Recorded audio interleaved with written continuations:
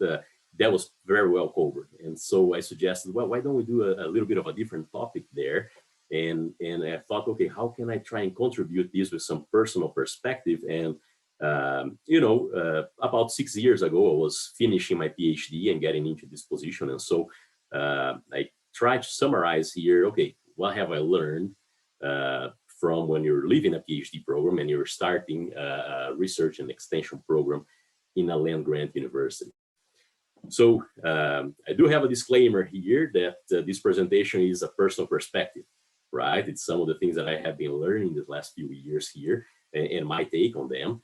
And it's a personal perspective from an applied agronomist's point of view.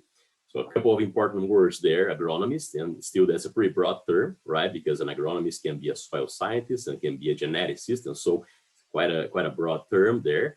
But the applied combines pretty well there, right? So whenever you have a research and an extension program, a lot of the research that you do, it turns out to be applied research because you need to answer questions that growers have, and they're going to improve their profitability, improve their production system. Very well, we have three main parts of this presentation here, right? So very briefly, I have 3 or 4 slides that I'm going to cover. What are land-grant institutions here in the US? And the reason I want to cover these is because myself, coming from Brazil, I didn't have a good knowledge of that background of what are land-grant institutions, what is the mission, and what all it entails, right? And I think it's important for us to cover, especially if we're talking about research and extension positions. And then I'm going to give a little bit of a personal background there on going from student to professor, some of the intricacies that I found on the way there. And finally, how to build a research and extension program, or at least some of the experience that I have had in these last 5 or 6 years here on how I went about it. So moving forward there to our first few slides here. So land grant institutions, they are exactly what the name says. So the federal government donated land to the state governments in order for them to build universities. And you see here in the dates, right, that we have had land grant universities built in 1862 to land grant universities built in 1890 and 1994 as well. So this dates back to the mid-1800s, right? And why did we have this? Why did the federal government decide to do this investment and make sure that each one of those states had a different institution to teach students there? Well, thinking of the US universities, the first ones, they're Harvard, built in the mid-1600s, they're mostly in the coast, and that's where most of the universities were at that point in time. But because the country was being colonized and internally, they needed that education to go to the citizens that were actually in the middle of the country as well. And so the government made this investment of donating this piece of land so that each state could have their individual universities here. Now, whenever we think of the land grant university, just a brief history here. Again, they started back there in 1862, the first Morrill Act. So the goal there was to educate people that were mostly in the middle of the country there on ag and machinery, right? A&M, mechanics and agriculture and so on. So that was established, right? And a few years later, about 30 years later or so, they noticed that, well, we were able to educate whoever is going to college here. However, we're not developing information that is applied to these regions. Right? And so there was another act, which was called the Hatch Act, and this came about in about 1887 there, which established the agricultural experiment stations. Right? So now we're able to develop the information local in order to educate those students out there, but also using the local information, not only information coming from elsewhere. And then a few years later, again, there was the Smith-Lever Act, that realized that, okay, well, we have education, right? That's the teaching portion. We have research as well through the Hatch Act. Now, what we're missing is educating the general population. So we're missing to educate the grower. We're missing to educate the homeowner, right? We need to reach those as well, not only those who can pay for college, but those who are in the general community as well. And that's what the Smith-Lever Act happened to reinforce extension, right? So we created a cooperative extension service in these different states. So each state has one, and I'm going to go a little bit more in detail on this so that you guys have a good background of what that is. But before I do that, just want to remind you then, because we're talking about land-grant universities, if you're applying for a faculty position in one of these universities, you're very likely going to have, your position is very likely going to have research staffs, teaching staffs, extension staffs, or a mix of those, right? Usually it's either research and teaching or research and extension, right? Rarely you're going to find a position that requires the three of them. But again, because the mission of a land-grant university is all of those three, research, teaching, and extension, depending on the position that you apply for, you're going to have different distributions of your appointment with the university there. Okay, now folks, very briefly covering the cooperative extension service, and here in Kansas specifically, you may have seen this map before, but this is essentially how K-State divides its education system to the general grower, right?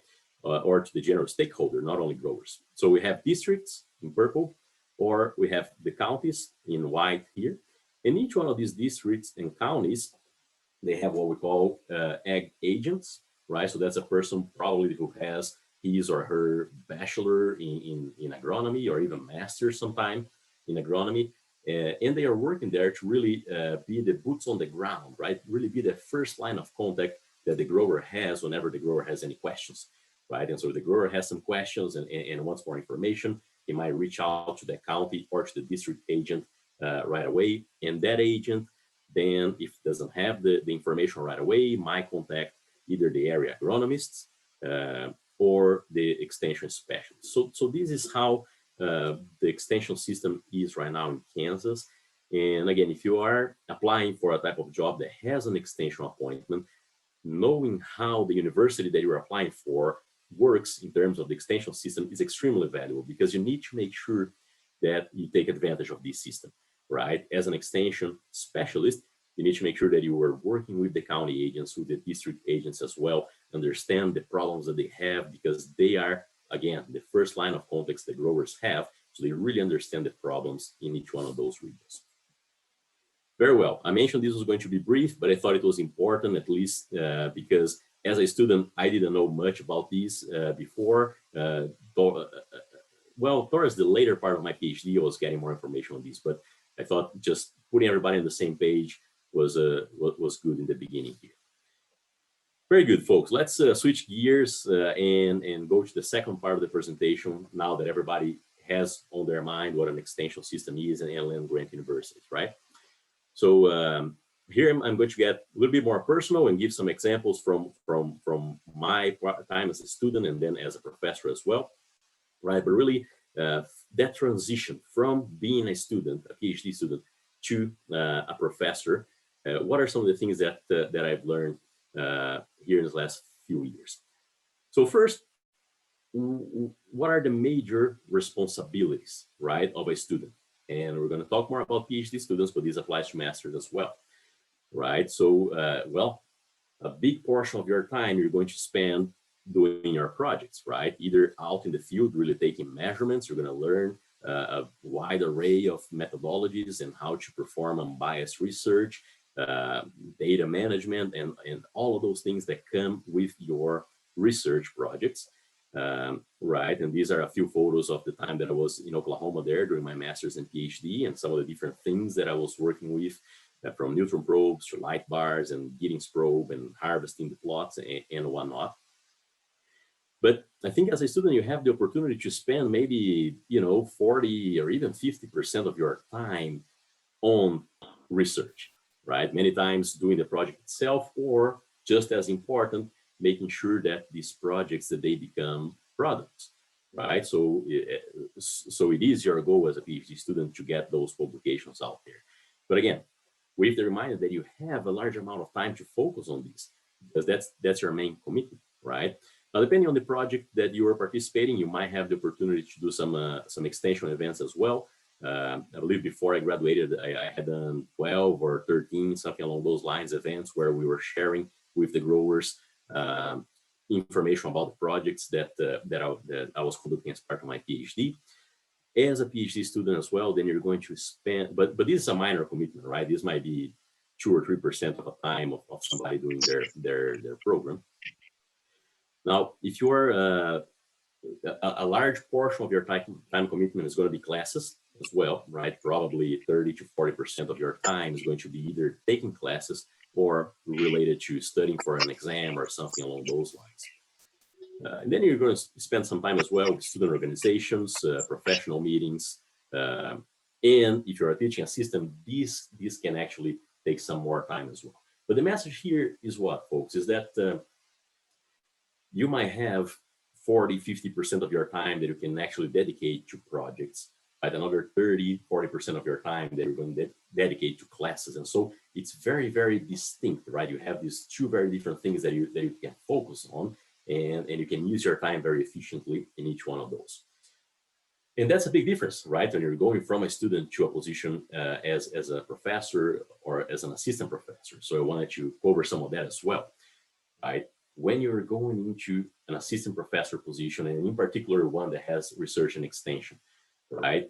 You're still going to have projects, but now you don't have 40, 50% of your time to focus on those. Maybe each individual project, you might have 3% of your time or 5% of your time that you can focus on them. So what are all the range of things that you're going to be working with, the range of things that you need to be preparing for? And the earlier you start to prepare, probably the better it is, the easier the transition will be.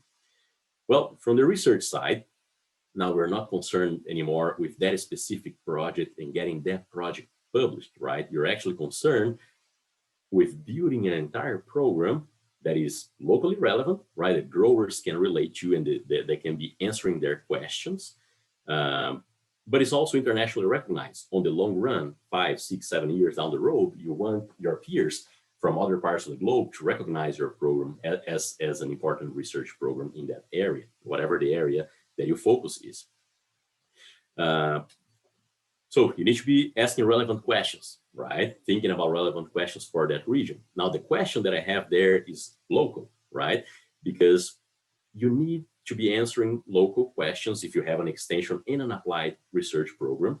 But then you have a challenge in how do you publish a research that is answering a local question in a good international journal, right? Many times, if you want to go for a good international journal, you need to be looking at some of the mechanisms behind those questions that you are evaluating, right? You're not going to publish a yield response curve. You need to explain what's going on behind that, explaining that yield response curve. So that's why I have that question out there. It needs to be local, but it also needs to be, to some extent, respond to more mechanistic questions. We're concerned with finding collaborators. Now, let's say that you have identified important questions and you found good collaborators, either in industry or in other departments or in your own department. Well, the research is not going to fund itself, right? And so there's a large portion of your time that is dedicated to grant writing and to acquiring funds. You need to bring those funds, and it's almost like a small enterprise where you're thinking about the questions, going after the funding. Once the funds are in, now you need to change your hat, right? You put your human resources hat and you go after doing a student selection, right? So you need now to be going through CVs of students, trying to find those who have expertise, who is going to collaborate well with your program. And not only the CV, but the personality and students who are going to bring the program forward as well. You need to manage the project, right? And I have an S there, projects, right? Because many times you're looking at 15, 20 projects a year that you're actually managing rather than 3 or 4 in the case of a PhD there. And everything needs to happen on a timely way. They need to be planted, and you need to take the different measurements to the different applications that you might have, and everything needs to be very timely, right? So you have all this management that you need to be thinking about that is not a specific project, but is a range of projects. Another type of management as well is people management, right? This is another very important one that we need to be thinking about, because you're going to have a group of students, right? It might be a small group, it might be a large group, but you need to be managing people and advising them. From the extension side, right, if we switch gears a little bit here, again, you have a goal, and your goal is that your program is relevant, right? You need to build trust with your local stakeholders, with growers. They need to see your work. You need to provide good and timely and new information for them so that you can build that trust. Now, for the extension, it needs to be local relevant, right? And so coupling both, how do you build a research program that has local importance, so you bring that data into your extension, but you're also exploring some mechanisms behind the response here for you to publish in a good journal, right? But the extension itself needs to be local. That's all the reason why we have the land grant university system, right? So we have sort of building local information that is relevant to that region. In extension, extremely important. You need to build network. You need to build trust with whoever your stakeholder are. And this can be the growers, ag agents as well, industry, right? So really building that network. Timeliness of information. If you have an extension program, the information needs to be on time. Just to give an example, as a wheat specialist, if I'm putting out information on nitrogen management in April, I can guarantee that that's not going to be relevant for Kansas growers because everybody has done their fertilization in February already. Well, but February was busy writing a grant. You miss the timing on that extension piece, right? And so you need to balance all these things out, making sure that you're spending the time in putting that extension information out. And your outreach needs to be very efficient and perhaps even innovative, right? So you need to be thinking of different ways to be reaching out to growers. And in both of these sides, research and extension here, you need to deliver those results. In the research side, these are going to be publications mostly. On the extension side, they can be publications, but these can be extension talks, presentations, videos, and so on. So you see that we do have to still do that research, but now you're focusing on many other things, right? Your attention is actually divided in many other things.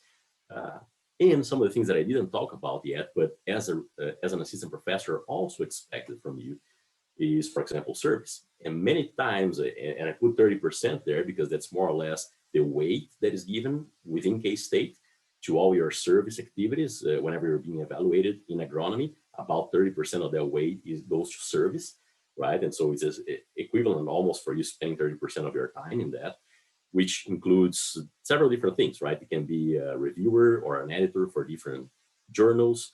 You can participate in committees, either in the department or to your profession, right? To the association of growers in the commodity that you work with.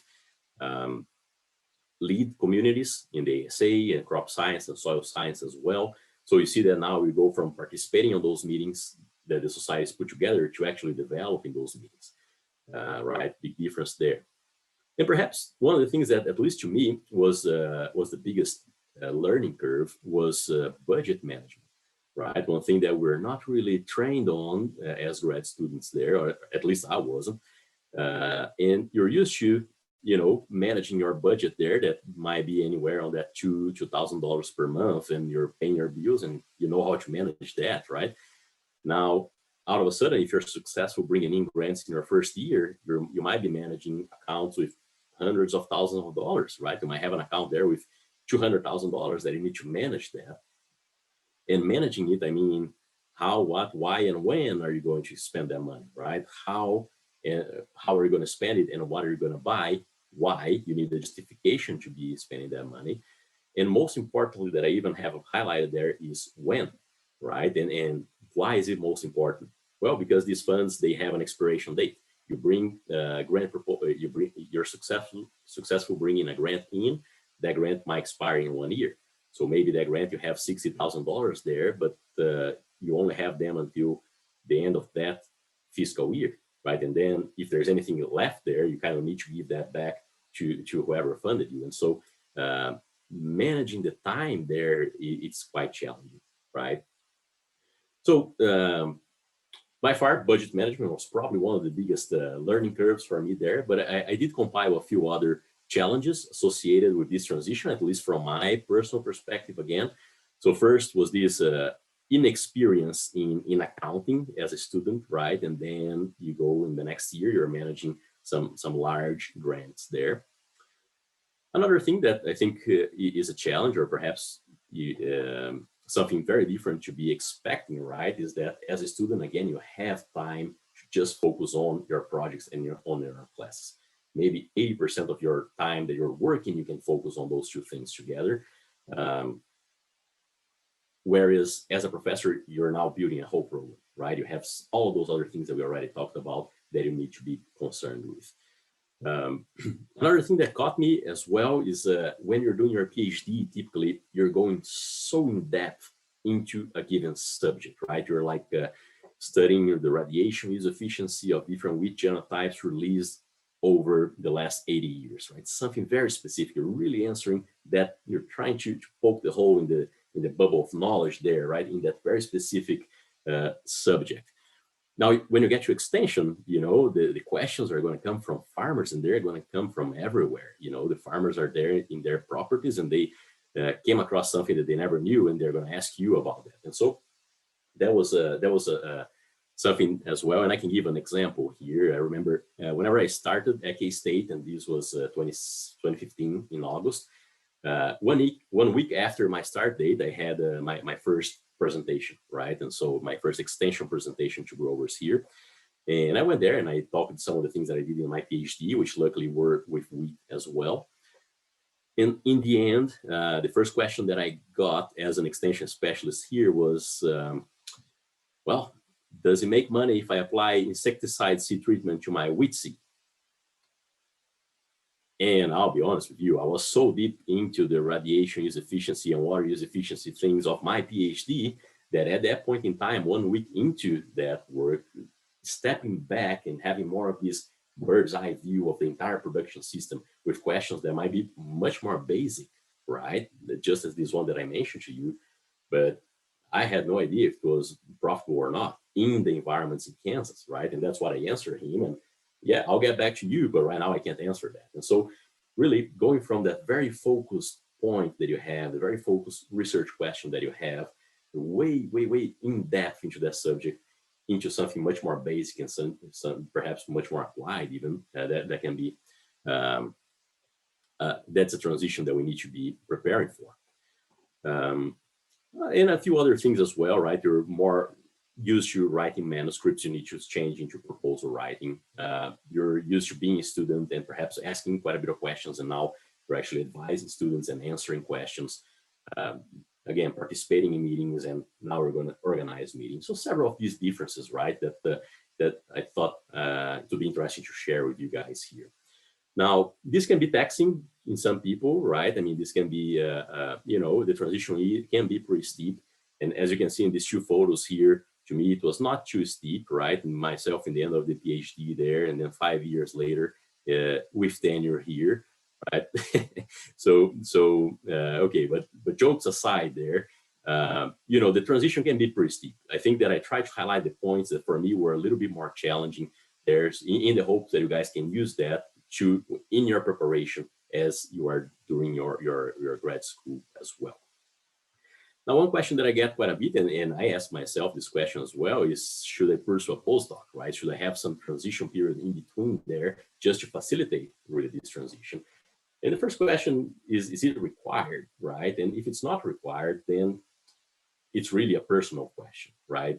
Some people might be more prepared and feel like they are good to get ahead, go ahead and get started on a faculty position. Some people might not feel ready and might want to do a little bit more time, right? But it does have some advantages, right? Like strengthening your CV with more publications.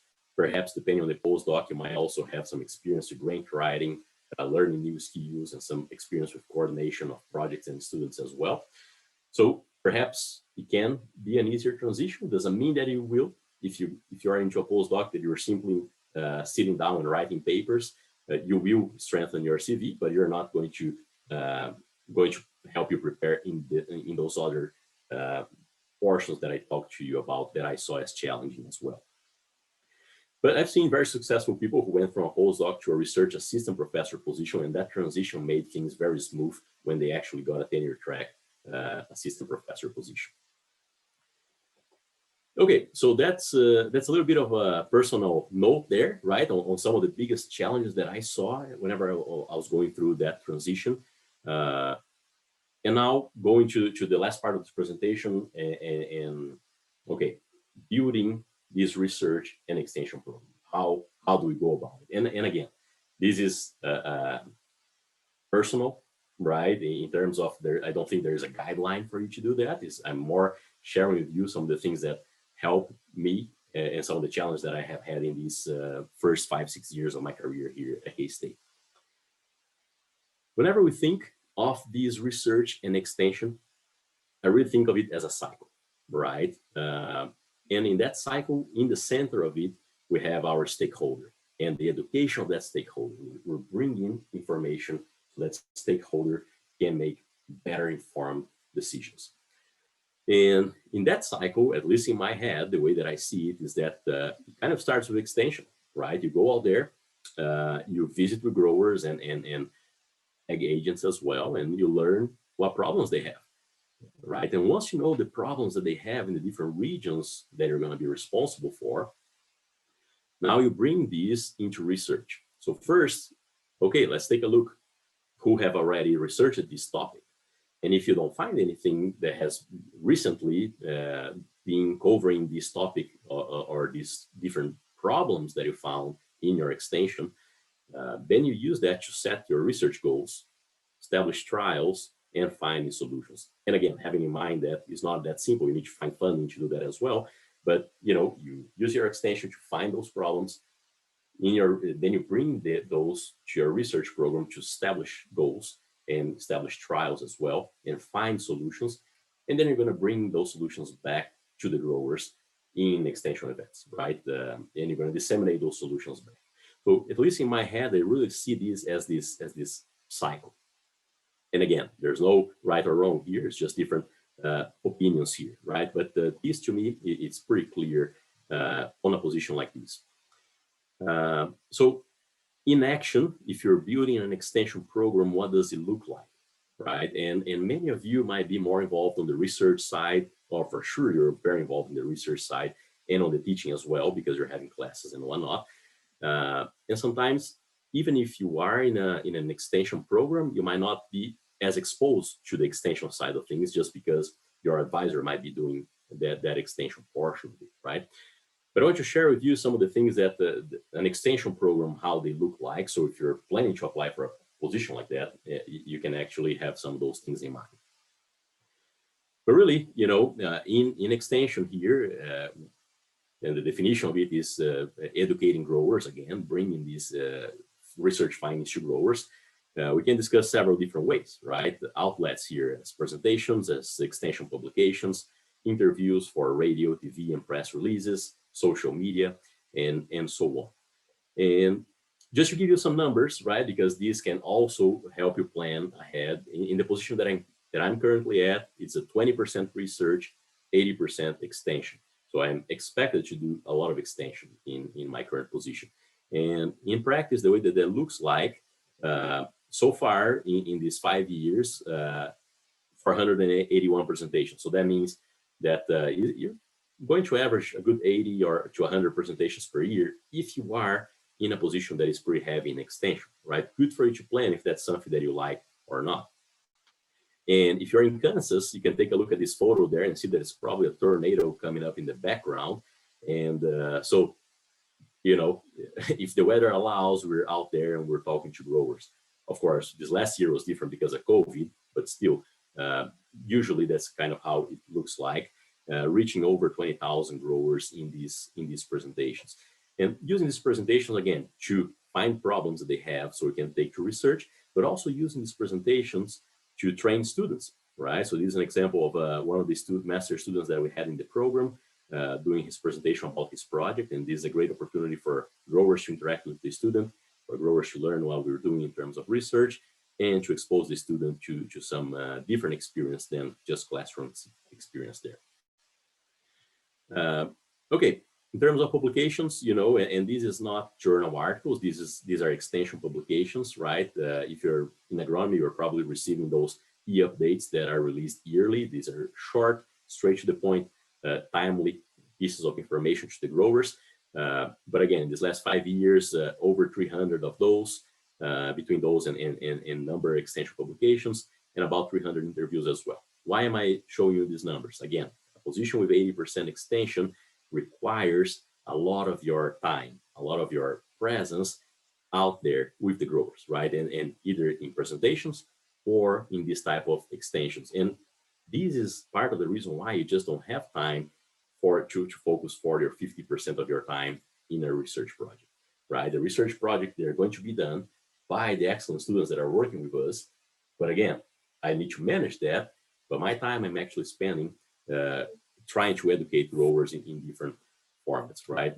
Social media, of course, nowadays is a must. You need to have a presence on social media there. Again, remembering that what we want with extension is to positively impact what is the decision that the farmer is going to make in his property. Can we make him make more money? Now, a big challenge, right, that I found here, and I think is common to everyone in different extension programs, is that we're pretty much from the outside looking in, right? You can be native from here, but unless you have a farm and you're a neighbor, it's very hard for you to, you are going to be bringing information from the outside, right? And I want to give a quick break here, and I'm going to tell you a short story that I try to use in my extension program as well. I try to base some of my extension program on that as well to try and tackle this problem, this challenge, right? Because we're developing all this information, all this applied research program, and we're bringing it to growers, but growers, they might be thinking, well, I have been farming my land here for 30 years, right? What can you teach me that I don't know yet? And that might be true, right? You're bringing something from the outside, and he might think, well, but this data was developed 30 miles from here. It doesn't tell the story in my farm, right? And so it is challenging for us to have these, to be from the outside looking in. So story time there, just to tell you one of the things that I use in my extension, I try to use in my extension program. So if you have traveled around Kansas a little bit already, and you're looking at this picture, you're probably thinking that that's not a wheat field in Kansas, right? Actually, that's a rice field in Vietnam. And the story here is about bright spots by Jerry Stern. So very briefly, back in the 90s, there was this program called Save the Children that they were really, their goal was to try to fight the severe malnutrition in the rural communities of Vietnam, right? And they had brought several different researchers, several different doctors, really trying to improve these malnutrition issues in these rural communities in Vietnam. Now, these communities, they are characterized by a lot of rice. That's their base consumption is rice, right? And so what was happening was that these researchers were all coming from the States and from different countries, trying to teach them how to do things differently. So again, from the outside looking in, being a big problem, right? So what this Jerry Sterling did was that he took a different approach. So he traveled, he only had 6 months to do this, okay? It was a very limited time frame, but he traveled all over this rural Vietnam, and he went to the different rural communities. And in each one of those communities, he was trying to identify what he was calling bright spots. Now, what are bright spots? Well, he gets to a community, 95% of the children are malnourished, but 5% of the children are healthy and they are doing well and thriving. But their parents all had the same condition. All of their parents were working on rice fields, right? So the condition was the same. What is different on those 5%? Why are they not malnourished? And what he found is that their parents, while they were working on the rice fields, they were collecting some little shrimps. Every time they came across shrimps, they were collecting that. Every time they came across some weeds that were actually edible, like some mustards and collards and things around these, they were collecting that as well. And they were bringing home and giving that to the children. So the children were eating rice, shrimp, and collard greens, right, or whatever other weeds were edible there, whereas all the other children were mostly eating rice. And that very simple difference was making all the difference in those 5%. So they were not malnourished, right? So what Jerry Sterling did is that, okay, he learned that was awesome, but he didn't want to go and tell it himself because, again, it would be from the outside looking in. So he was able to, in some of these communities, to get those top 5% and have them teach their peers what they were doing, right? Very simple. Just make put a booth there and have an event where they were teaching their neighbors what they were doing. And that was huge. That decreased malnourishment in rural Vietnam. I don't have the numbers, but it was really substantial. And so the story there is what? Well, not bringing things from the outside in, but really finding these bright spots and having them share what they're doing. So I try to do this in my program as well. And one of the examples here that I have worked very closely with several seed growers, but the example that I'm giving here today is with the Horton wheat producers out in western Kansas near the Colorado border. These producers, they have won the yield contest years and years in a row, now national yield contest, Kansas yield contest, and they're yielding 3, 4, 5 times more what their average county is, right? What their neighbors are yielding. So really working with them so that they are talking to their neighbors. And you see here, the two brothers there are the ones who are giving the talk, and I'm just taking the photo, right? But making sure that we're participating in this type of events where they are sharing what their secrets are, right? And the neighbors, they are anxious to hear it because they see their crop and they say, well, I want to build this crop on my farm, right? And so it's the neighbor telling the story. So to me, this is very important. And reading that story about the rice in Vietnam, really, how can we apply that concept here, right? And they try to affect the community not only on the yield level here, but also in the quality, for example, right? Here they have their own manual grain grinder there, and they make the loaf of bread with the different wheat varieties, and so they can tell their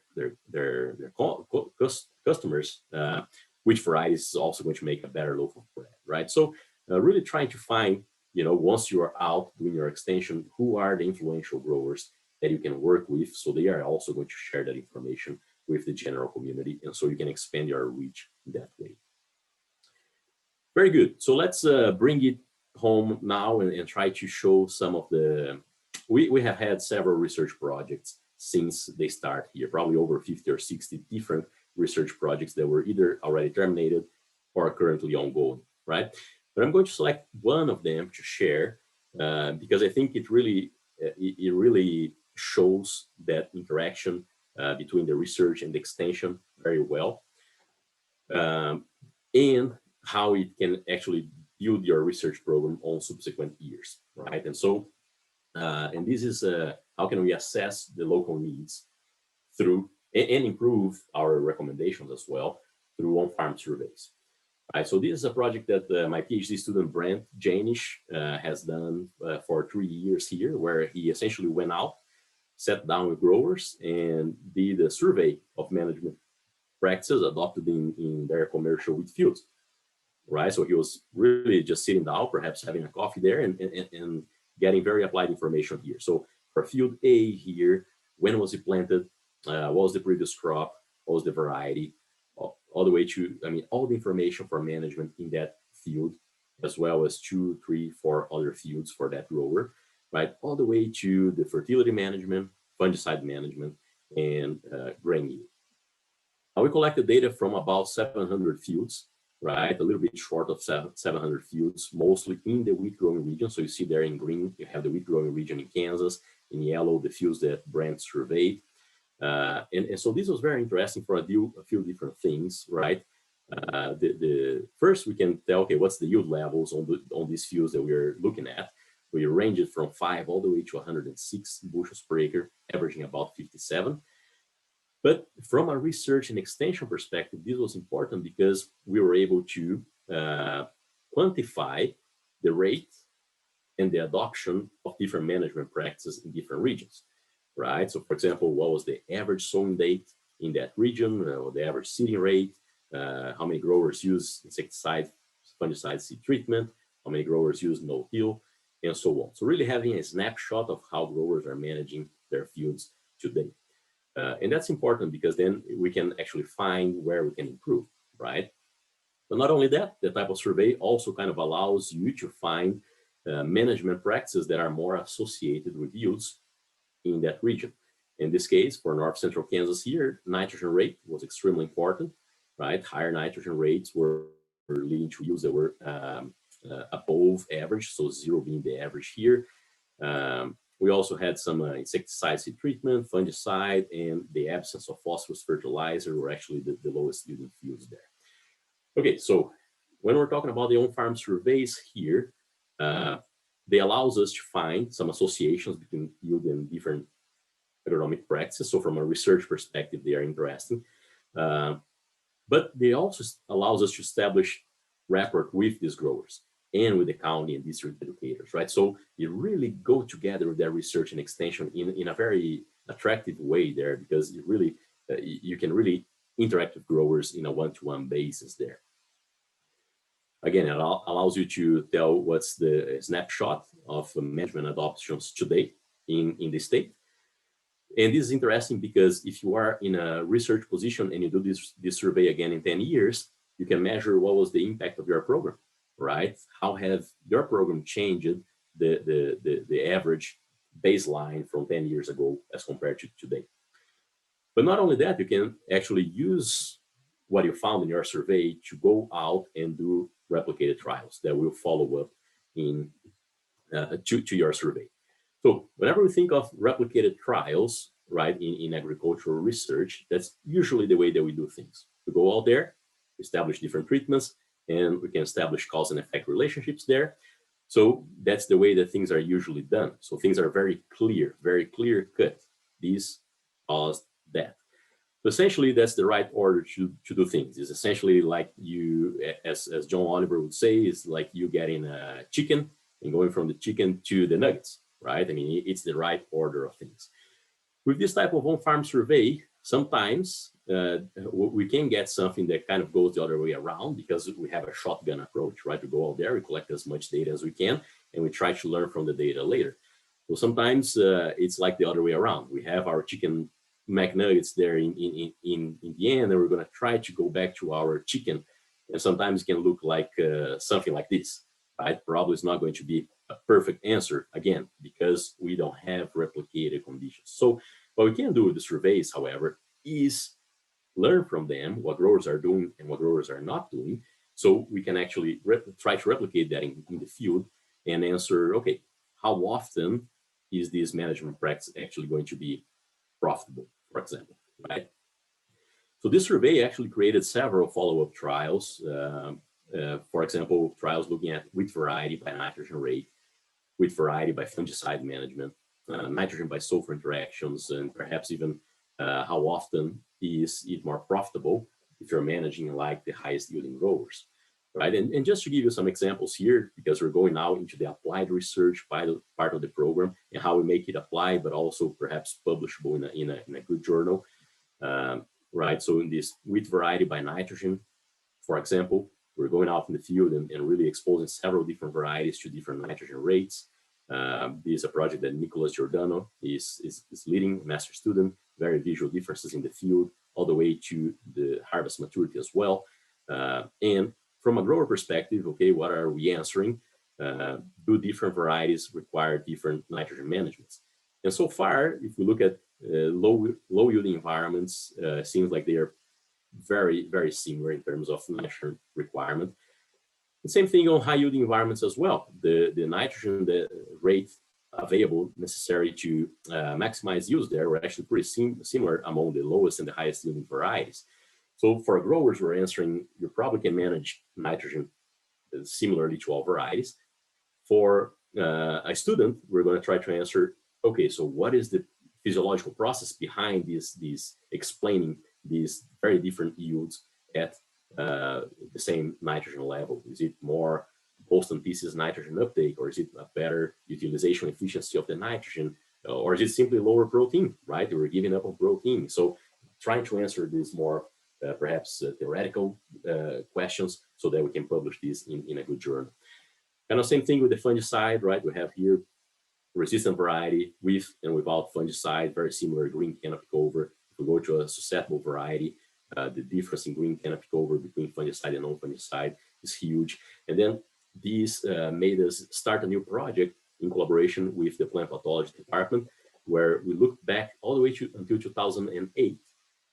And we collected data from 56 replicated experiments to try and quantify what's the benefit of fungicide in the region, right? And so that's under preparation now, but we can see that there is about a 7 to 8% yield gain if we have a fungicide versus no fungicide, right? And that depends on your variety, disease resistance, right? Of course, it's higher yield gain in the susceptible varieties compared to resistance or to intermediate varieties. We're just looking at the yield difference here and the frequency.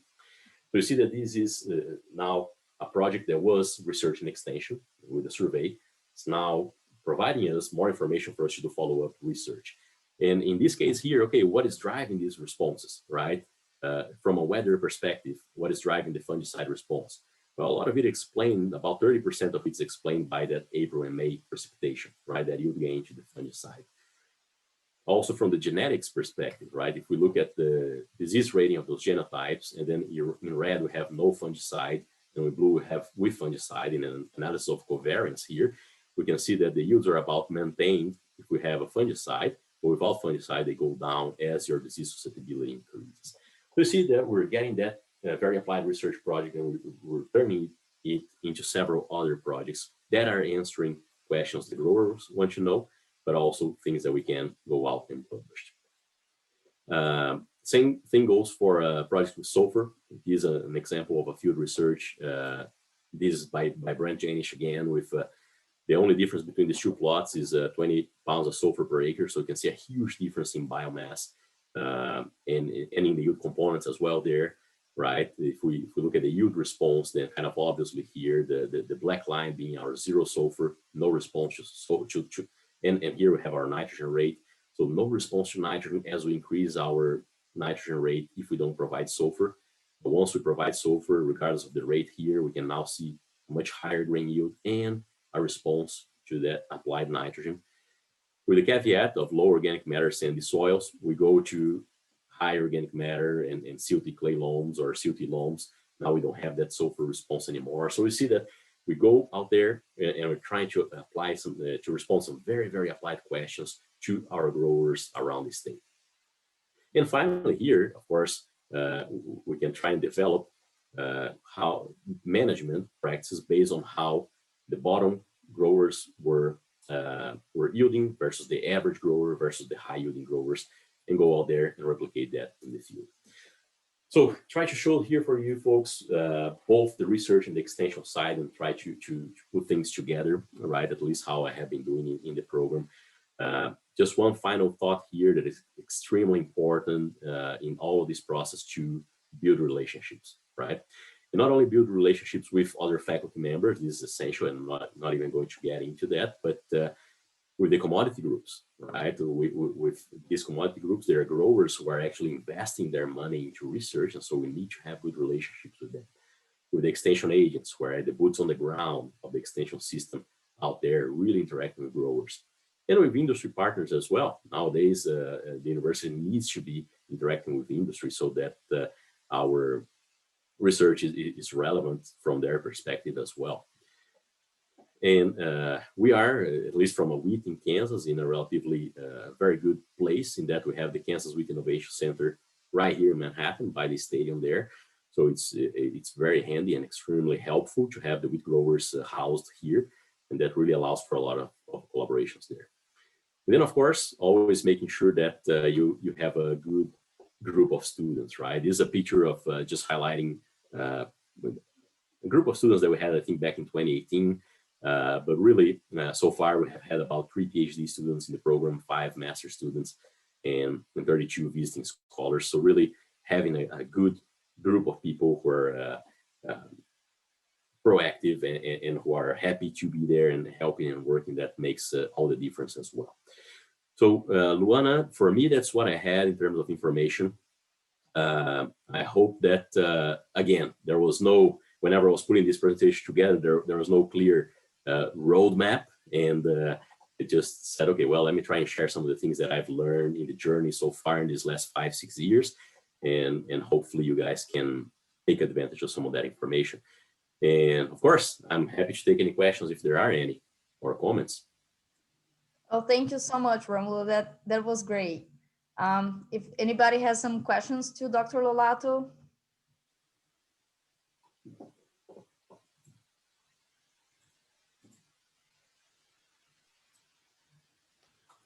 All right, I guess I will start then.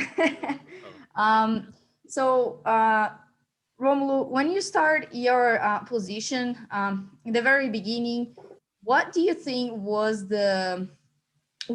the major factors that you think it made you a strong candidate to the position? Okay, yeah, that's a good question. So I think you're referring to whenever I was still finishing my PhD and I was applying for this position, right? Or actually, do you mean after I started what I've done before that made me a good? No, the first option when you were applying. Okay. Yeah. Well, I need to be honest. I think I was somewhat lucky. I think there's a luck part that plays a role there. And the reason I say that is because I was working on a wheat extension program in a neighboring state for the previous 5 years, right? And the timing of this position was really good for me because I was just starting to look for positions here when these opened, and so it was really related to what I was doing at the time. So I think that was definitely a strength. Not everybody's going to have that lucky aspect. That's why I started with that part of lucky. But what can you do to make sure that you're going to be a competitive candidate there?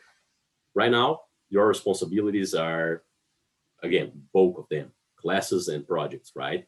How do you show your competence in those areas? Well, publications, right? I think that's very important. During my master's and PhD, I had several collaborations with other students as well. So I had my own projects, plus I had collaborative projects. And so I don't remember exactly, but I think I applied here with maybe 8 publications, something along those lines. And I think that helped because at least it shows that, well, still as a PhD student, but you're already showing that you can be productive and publish that. So I think that helped. In terms of classes, they will take a quick look at your GPA, and as long as you're not bombing it, I don't think it's going to be a decisive factor there. But another thing that I would encourage is don't use templates. Whenever you're applying for a position, you go to Google and you template, and you get a template for a letter of interest. Every single letter is going to start the same way or a very similar way. Just don't use that.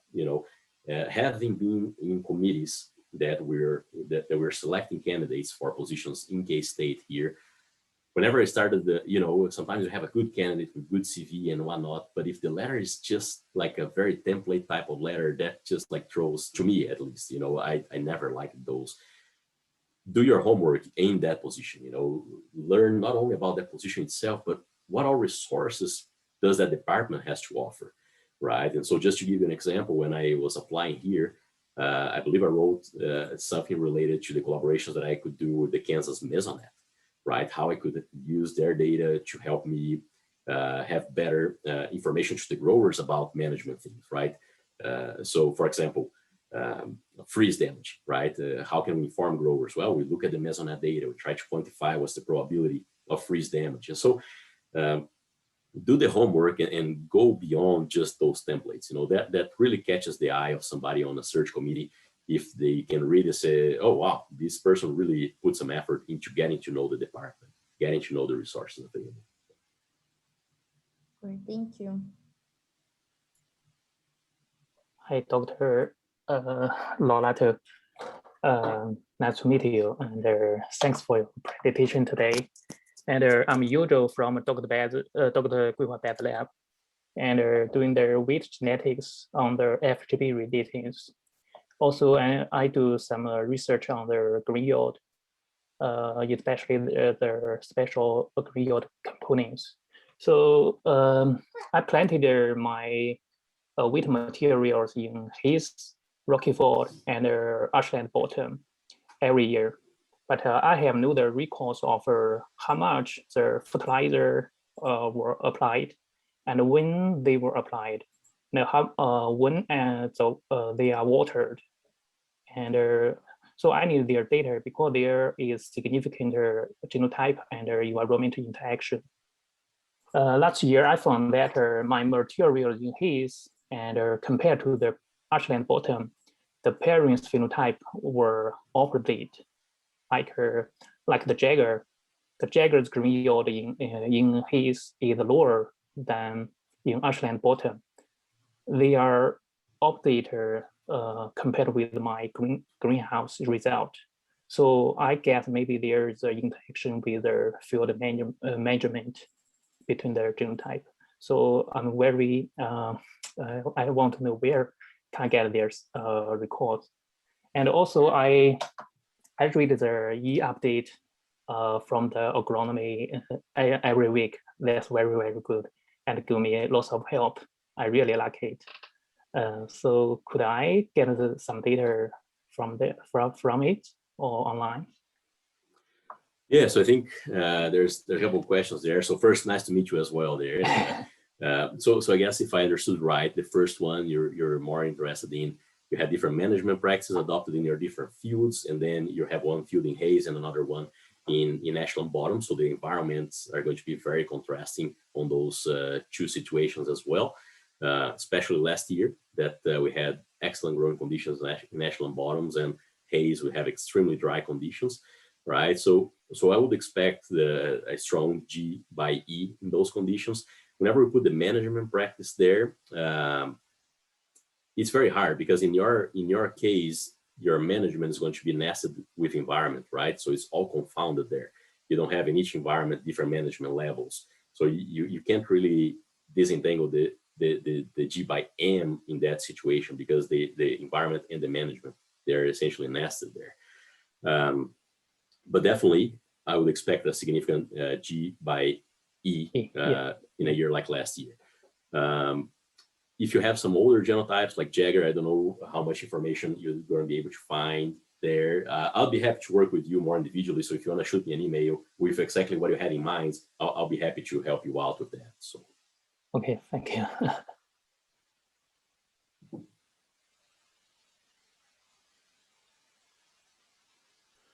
I've got a question. Can you guys hear me? Yes. Okay. Yes.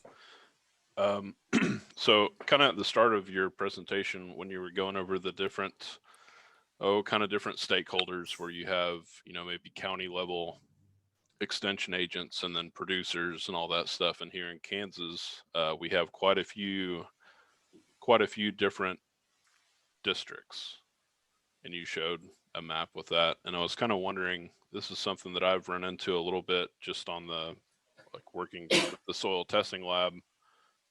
We work with some of the county level extension offices, and I was just kind of wondering, I guess, what the experience was like when you first got here, for kind of collaborating with them to make sure that you're getting kind of a consistent message across through different districts, I guess, that have different personnel working there. Yeah, that's a very good one as well, and we might be working with 25, 30, 40 different county agents every year. So you have different personalities as well. You have different ways to reach out growers, right? And some of these county agents who have been around for a longer time, they kind of already know their clientele and they kind of know how to go around them. And but overall, the experience it was very positive, at least from my perspective. I always found it overall very easy to interact with them. These county agents or district agents, they want what's best for their grower. It's for them. I mean, you can kind of tell that very easily for most of them. And so the objectives align, right? Because my goal is to develop good information for their growers as well. And so when the objectives align, I think it's very easy. Now, each one of them are different, right? Perhaps I have been in meetings where I drove 5 hours to get there and have 5 producers. And I've been in meetings where I drove 5 hours and get there was 150 producers. So it's really whenever you're dealing with people, it's being flexible from your end as well on how to deal. And usually I see these as their local program, which I'm providing some information, right? I'm there to try and make their local programming better. So I always try to adapt to whatever they find it's best. And I'll give you the example, with plot tours. That's probably my busiest time of the year. It starts in May and runs through mid-June. We have about 70 plot tours around the state every year. I don't go to all of them. I probably go to about 50 of them or so. Some of them, the ag agents are very involved, and they are participating in every variety, and they are really, really participative like that. Others, they just introduce you and you take the lead on the boat, right? Others, they even want to do it inside, right? We have a few of them that we got there and they said, well, let's just do it inside, even though it's a nice day out and we could be looking at the variety. So I just kind of try to play along with their preferences. I think that kind of helps as well, because in the end, it is their local program that I'm building my program together with, right? And because they are the boots on the ground, they are the local ones, I just try to work with them to kind of meet their preferences. Okay, thank you. Now that can be challenging as well, right? Because in the end, I'm doing 50 programs in that time frame, which is a lot of traveling. It's a lot of time in the road. It's time that you don't do research at all. That even the students kind of probably feel like they don't have an advisor at that point in time, or I mean, I'll work with my students, but it's much more limited during that point in time. So it's challenging, right? And that's part of like, okay, can you be more efficient in bringing that information?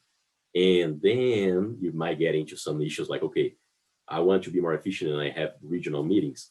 Well, we might get some different positions because the agents, they really like their own areas there, right? And so I think if you think of grassroots type of extension where the agent's the one taking the lead and so on, our goal is more to be flexible and kind of adapt with them.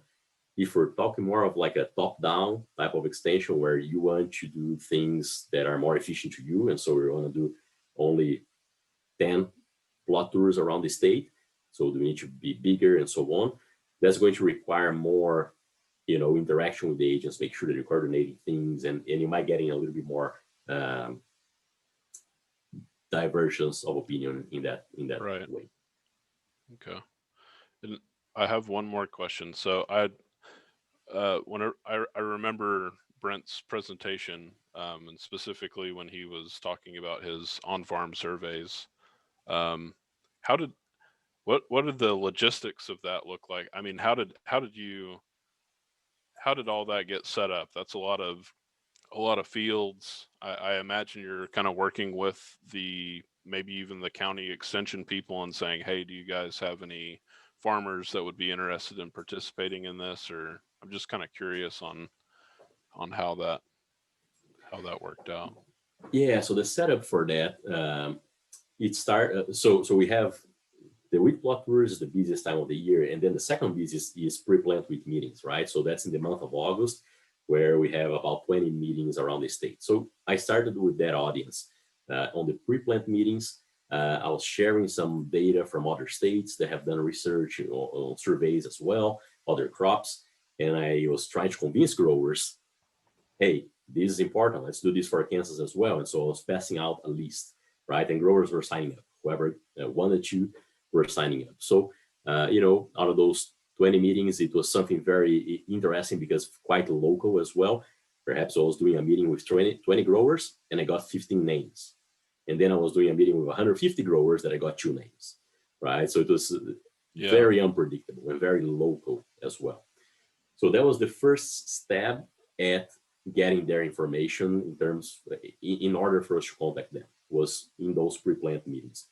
After that, contacted the county agents in the wheat growing region. So sending individual emails to them and asking, hey, this is what we want to do. Would you mind sharing contacts of growers with us? And that also had different rates of success. Some county agents were very open and really shared, and some other county agents even went as far as contacting growers to let them know that they're sharing.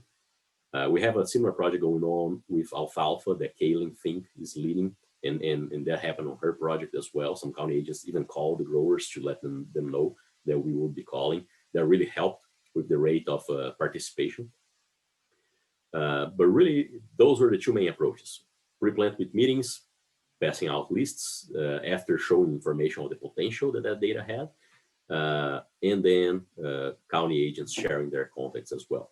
And then the nitty gritty there was up to Brent and to Kaylin on how they were collecting all that data. And that required a lot of phone calls, a lot of nights out, traveling and sleeping outside, planning ahead, you know, so I'm going to Western Kansas, let me try and get at least 5 growers there. So it, you know, so the trip is worth its time. And so the actual detail of the interviews itself depended on Kaylin and Brent. And for Kaylin was challenging because of COVID. So a lot of it she did through phone interviews. But getting their information was through pre-plant meetings or through the county agents. Okay, thank you. Yeah, good questions. Thank you. All right, Dr. Lollato, I will have one last question for you here in the chat. Do you have a few minutes? Sure, yeah. All right. So the question is, do you see extension appointment as opportunities to capture more funds for your research program than teaching or research only? And then it continues, how does capturing money help building research and extension program? Yeah, 2 good questions there. So yes, I think the extension appointment helps depending on what we're talking about. So I think it helps with the commodity groups, right? Because at least for me that I work with the wheat growers very closely, they see the importance of extension. Many times they want to sit down with me and discuss what are going to be the next publications and things like these. And so I think it helped having that extension appointment because they know the importance of it, right? Depending on the commodity group, it might not help. In my case, I think it did help because we're, again, out there 100 times every year in contact with the wheat growers and working very closely with the commission help. Now, the level of funding that a commission provides is nowhere near what the USDA provides, right? And so working with commission, you might get a proposal of $50,000 or perhaps a couple proposals around that level, right? But if you're maintaining a research program with 10 students, between students and visiting scholars and so on, all the travel and everything, probably your cost is going to be 200,000 per year, something like that, or 300 or more, depending on what type of research you're doing. So you can count on that money. That's excellent to help your program grow, but you cannot be exclusively relying only on that money. So it helps on those lines. At the same time, it might not help as much in proposals like for the USDA, for example, right? Because depending on what you're going to, well, a lot of those proposals, they're very research based. And so because our research is very applied, nobody wants to fund a nitrogen rate study outside perhaps the wheat growers. You see, so it really depends. I think it has the 2 sides, right? You have the side here that it helps through the grower commission, and maybe you have more access to those funds. That is a limited pool. As you go to something like the USDA or NIFA, or NIFA and the USDA or National Science Foundation or something like this, I don't think it necessarily helps unless you are invited to participate in a given proposal because of your extension appointment, right? So that has happened. A proposal, all of those proposals, they need nowadays to have an extension portion. So sometimes I've been invited to participate in proposals that were very like genetics based and things completely outside my area on the research side, but I'll be happy to do some of the extension on that. And so some funds also came that way. So again, it depends on the source. And then I guess the second question there, Luana, correct me if I'm wrong, but well, remind me. I I think it's easier. You're muted. Sorry, you're muted, Luana. Sorry. How does capturing money help building the research extension program? Yeah, well, the university doesn't provide you with money, right? I mean, the university, if I average the last 6 years that I've been around, I think I probably got for $3,000-4,000 per year from the university to do some extension activities, and that doesn't cover the bills for the truck for a month, right? Because we're traveling so much around the state that those bills there might add up to $5,000-6,000 just for the month, just in miles. And so the university doesn't provide the funds. So if you're running your own program, you need to go after funds. So that will be a requirement, and that's going to be evaluated when you go up for tenure, right? So if you go up for tenure and you didn't bring enough funds to cover your own expenses there, well, you might have a hard time actually achieving tenure. So again, you have expenses with student salary, right? Because the university won't provide that to you. You have expenses with travel, lodging. You have expenses with actually conducting the experiment. You need to buy machinery or rent machinery or pay land fees. So all the activities that you do, they have expenses attached to them. So you're required to bring your own funds. The university is not going to provide that. So that's the enterprise concept that I was trying to give before. You need to be thinking how that enterprise is going to work, where the funds are going to come from, how we're going to spend those funds to be most efficient.